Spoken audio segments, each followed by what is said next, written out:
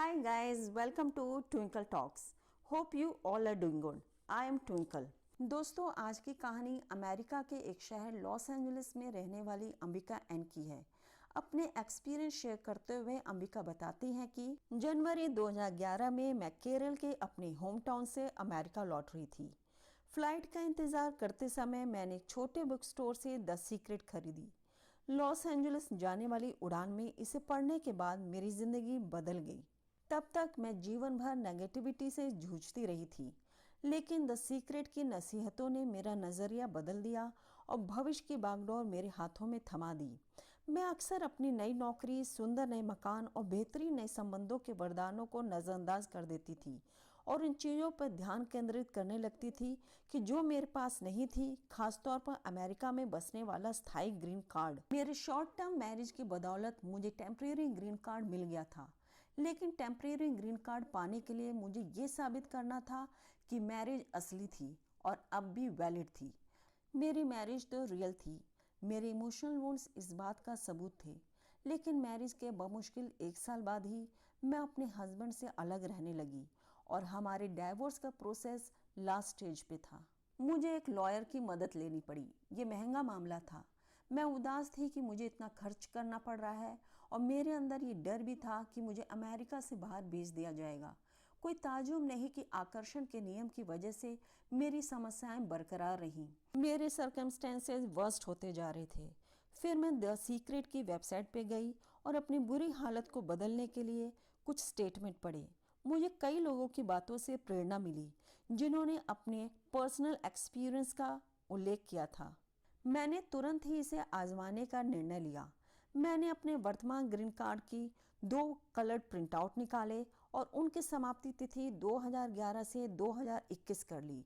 मैंने इसकी एक प्रिंटआउट अपने ऑफिस में लगा ली, जहां ये मुझे दिखती रहती थी, और दूसरे प्रिंटआउट अपने पर्स में रख ली।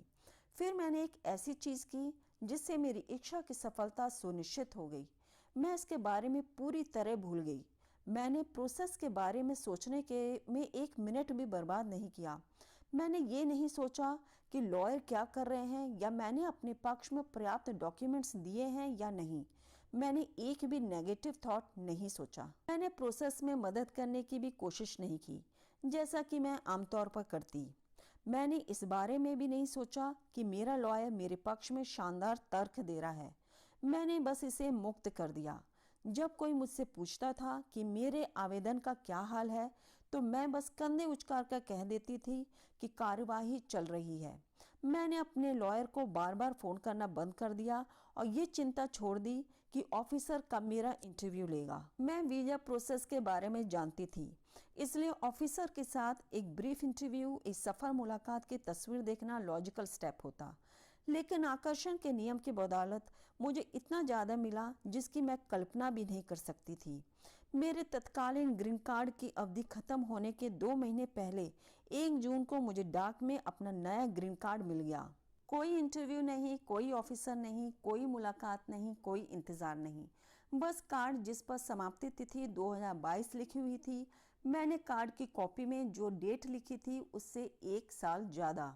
इस अनुभव से मैंने ये सीखा है कि हम जिस चीज़ को चाहते हैं उसके बारे में लगातार पॉजिटिव थॉट सोचना ही काफ़ी नहीं है।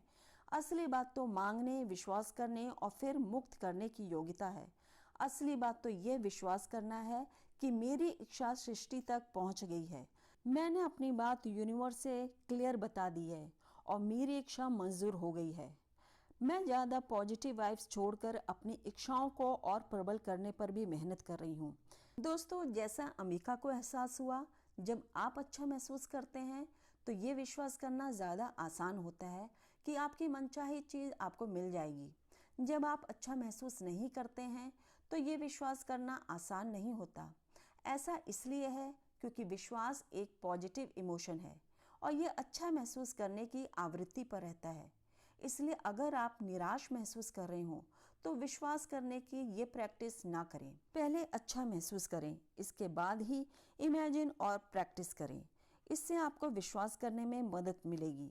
अगर आप अपने जीवन में परिस्थितियों या चीज़ों के बारे में कंप्लेंट्स कर रहे हैं तो आप कंप्लेंट्स करने के आवृत्ति स्तर पर हैं और आप अपनी मनचाही चीज़ों को आकर्षित करने की स्थिति में नहीं है। अपने विचारों और शब्दों के जरिए स्वयं को अच्छाई की आवृत्ति पर ले आएं। सबसे पहले तो आपको अच्छा महसूस करना होगा और फिर आप अधिक अच्छाई को ग्रहण करने की स्थिति में पहुंच जाएंगे। ये वीडियो यहीं तक। वीडियो देखने के लिए दिल से थैंक यू। अपना सपोर्ट चैनल के साथ बनाए रखने के लिए वीडियो को लाइक और शेयर कीजिए और ऐसी ही लाइफ चेंजिंग और इंस्पायरिंग बातों के लिए चैनल को सब्सक्राइब करें। Till then, have fun and enjoy life.